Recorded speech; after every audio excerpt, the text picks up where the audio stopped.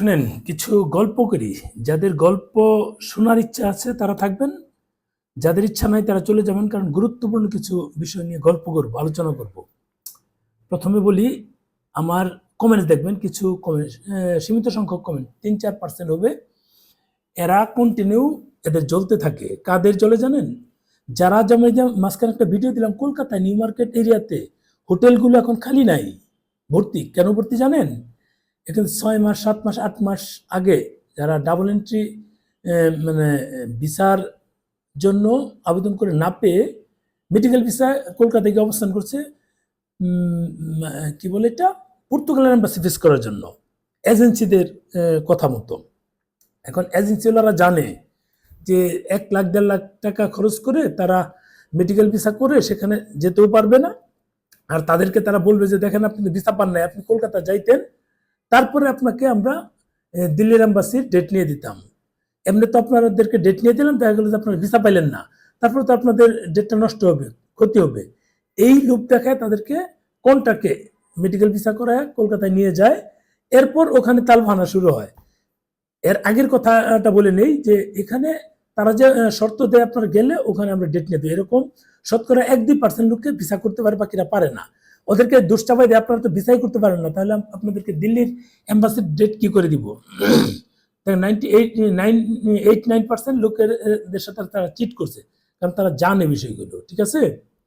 এখন আর যারা 1-2% যায়, তার আগে কলকাতায় গিয়ে মানে খুঁটি কাটছে। আওয়ামী লীগের কিছু নেতাকর্মী আছে, ওরাও কিছু হোটেল নিয়ে রাখছে দীর্ঘদিন ধরে, সেটা তো আছেই। এরপর এই মানুষগুলো দীর্ঘদিন ওখানে থাকে, কারো ভিসার মেয়াদ চলে যাচ্ছে, এফআরআর করছে, এফআরআর করে আমি গেলাম তো প্রতিদিন 10-12 জন লোক আমার সঙ্গে এই আলাপ যে ভাই একটু হেল্প করেন। তারা কিন্তু মানে কেউ কিন্তু ভালো নেই, বলে কি প্রবলেম, যে আমার এফআরআর করছি, গেছি, 80,000 টাকা চাচ্ছে, কেউ 60,000 নিচ্ছে, কেউ আরো বেশি নিচ্ছে। কেন নিচ্ছে? যে আমাদের ডেট চলে গেছে। তো ডেট থাকতে কেন বের হন নাই? পরে বলে যে এজেন্সিগুলো বললো যে ভাই আপনার ডেটটা, এখানেও আরেকটা ছলচাতুরি আছে, যেদিন তার ডেট তার 5 থেকে 7 দিন বা 10 দিন পরে তাদেরকে বলে যে ওই দিন আপনার ডেট আছে, বলে পাসপোর্টটা ভিসার কপিটা দেন। দেখে বাংলাদেশের এজেন্সিগুলো বলে যে যদি তার 25 তারিখ ভিসার মেয়াদ শেষ হয়, বলবে যে 28, 29 বা 30 তারিখ আপনার এম্বাসি ডেট, কলকাতা থেকে দিল্লি যেতে হবে। তখন লোকজনের মানে দুর্মন অবস্থা পড়ে যায়। কি করবে? যে আমি ডেট থাকা অবস্থায় বের হয়ে যাব বাংলাদেশে, যদি বের হয়ে যায় তাহলে দিল্লিতে এম্বাসি ফেস হবে না, যেহেতু আমার এজেন্সি বলেছে যে এটা করতে হবে। এরপর হয় কি, অনেকে চিন্তা করতে না থেকে যাই, এরপর এফআরআরতে যায়, অনেকে হাসপাতালের সহযোগিতা নিয়ে এফআরআর তার কয়েকদিন থাকার চিন্তা করে, অনেকে পায়, অনেকে পায় না। যারা না পায় তাদের ক্ষেত্রে হয় তারা 27 তারিখ 29 তারিখে গিয়ে দেখে যে না, ডেট নাই। এর মধ্যে 1-2% ডেট পায়, বাকিদের পায় না। এর 97-98-99%ই ডেট পায় না। তখন তারা বাধ্য হয়েই ফেরত আসে। আমার তো কথা হয়েছে, কিন্তু দুঃখের বিষয় হচ্ছে এই মানুষগুলো কেউ আর ক্যামেরার সামনে কথা বলতে চায় না, ভয় পায় যে এজেন্সিগুলো খুব শক্তিশালী। মানে এই যে এজেন্সিগুলোর ভয় পায়। আমি তো তাদের বিপক্ষে বলছি, তাহলে আমার নেগেটিভ কমেন্টস করবে না, কারা করবে?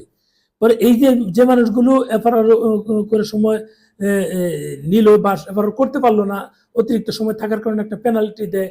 আর এফআরআর অফিসে গেলে তো আরো মজা নেয়, ব্যাপক মজা নেয়। ওখানে কলকাতায় গেলে তারা জানে যে কি বিষয়টা।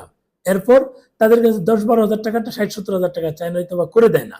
এই টাকা নিয়ে তাদেরকে দেখেন 7 মাস 8 মাস তারা ওখানে অবস্থান করছে, এরপর হোটেল থাকা খাওয়া, এরপর অতিরিক্ত 60-70 হাজার রুপি দিয়ে বের হয়ে আসা, এগুলো কিন্তু জটিল একটা বিষয়, তাদের জন্য ক্ষতির একটা কারণ। তারা না পাইলেও এইদিকে যাইতে, না পাইলে ওই দিকে যাইতে, এই মানুষগুলো কিন্তু ক্ষতিগ্রস্ত হচ্ছে। কিন্তু ভয়ে থাকে যদি আমাদের ক্যামেরার সামনে কথা বলে, এরা দেশে ফেরার পর যদি তাদের টাকাগুলো আর না দেয়, যেহেতু অনেক টাকা, 12,000, 13,000, 14,000, 10,000, 11,000 ইউরোপিয়ান যেহেতু কি বলে এটা, আচ্ছা যাই হোক, ওদের কারেন্সিটা, ঠিক আছে, ইউরোটা, এই জিনিসগুলো না, এই ভয়ে আর ক্যামেরার সামনে কথা বলে না। এখন আমি যেহেতু তাদের গোমরটা ভেঙে দিচ্ছি, ফাঁস করে দিচ্ছি, এই কারণে এজেন্সিগুলো, ওখানে কলকাতা কয়েকটা এজেন্সি আছে, দেখবেন আমার নামে বিভিন্ন ছবি তুলে বিভিন্ন করে আমার নামে নেগেটিভ কিছু বলতে চায়, নেগেটিভ কিছু করতে চায়।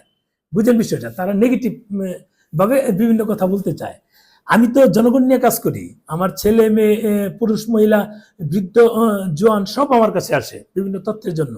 রাত 11টার সময় এক বাচ্চা, মানে 17 বছর বয়স হবে, 19 বছর বয়স দিকে পাসপোর্ট করে মা ওখানে অবস্থান করছে, এই যে সেম ঘটনাটা বললাম, তাদের এই প্রবলেম হয়েছে, এখন বলছে সমাধান দিতে। আমি বললাম সমাধান আমি কি করে দিব?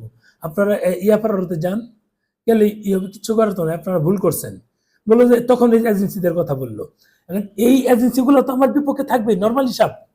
আমাকে এদের তো গুমর ফাঁস করে দিচ্ছে, এদের জনসম্মুখে এদের মানে ল্যাংটা করে দিচ্ছে এজেন্সিগুলো। দেখবেন এখানেও কমেন্টস পাবেন, বা আমাকে রিপোর্ট দেয়, এই করে, সে অনেক কিছু করে এই এজেন্সিগুলা, অন্য কেউ না।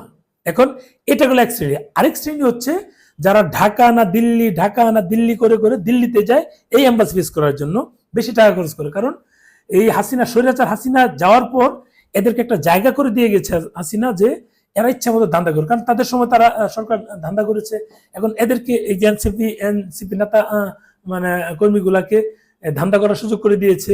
এই এরা ধান্দা করছে আর ইচ্ছা মতো টাকা কামাচ্ছে। কারণ তো সব ফকিন্নির পোলাগুলো এই দল করছে, এনসিপি করছে সব ফকিন্নির পোলাগুলি। খেয়াল করে দেখবেন, আগে যেখানে আকাশের চাঁদ দেখা যেত ঘরে শুইলে, এখন তাদের বিল্ডিং, 2 তলা 3 তলা 4 তলা বিল্ডিং হয়েছে। তারা সব ফকিন্নির পোলাগুলি এখানে ঢুকেছে।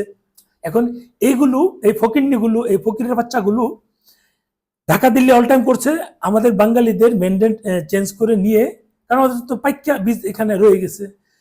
এদেরকে এই মানে দেশটা গরম করে তারা আখেরে মানে নিচে নিচে তারা টাকা কামিয়ে ইউরোপে যাওয়ার জন্য এই দিলে 1.5 লাখ 2 লাখ আর 3 লাখ 4 লাখ টাকা দিয়ে ভিসা করে তারা দিল্লি এম্বাসি ফেস করতে যাচ্ছে। বুঝেন বিষয়টা?